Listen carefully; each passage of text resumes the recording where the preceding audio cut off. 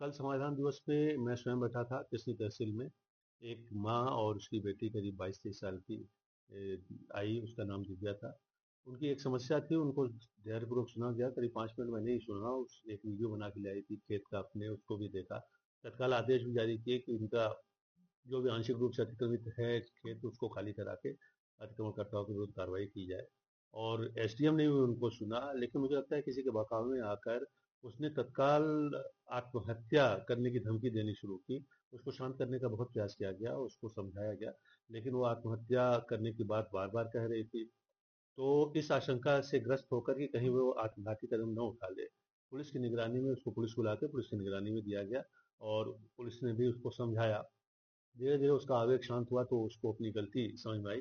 तो लगभग 2-3 घंटे के बाद वो क्षमा याचना करने लगी और उसको मुचलके हुए छोड़ दिया गया। तो जो कदम उठाए गए उसके प्राणों की रक्षा के लिए उठाए गए, और कोई इस तरह का आत्मघाती कदम न उठा ले।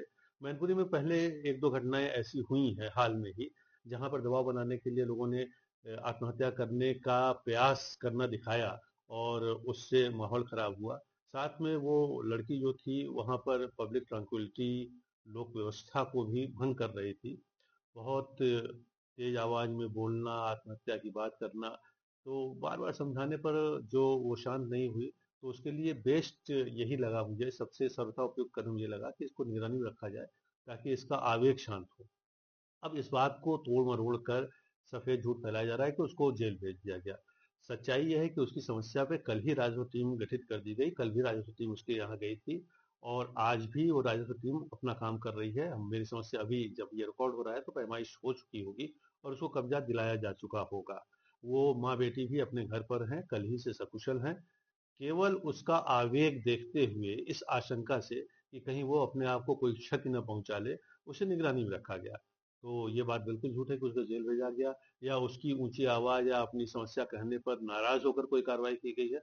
ये बिल्कुल झूठ है, ये छवि खराब करी जा रही है। आप सहमत होंगे कि यहाँ पर जन समस्याओं के निस्तारण पर विशेष प्रयास किए जा रहे हैं और पिछले दिनों में जन समस्याओं में की गुणवत्ता में बहुत ही उत्तरोत्तर वृद्धि हुई है। उसकी गुणवत्ता मैं स्वयं जाकर मौके पर देखता हूँ, अपने अधिकारियों को भी दौड़ाता रहता हूँ।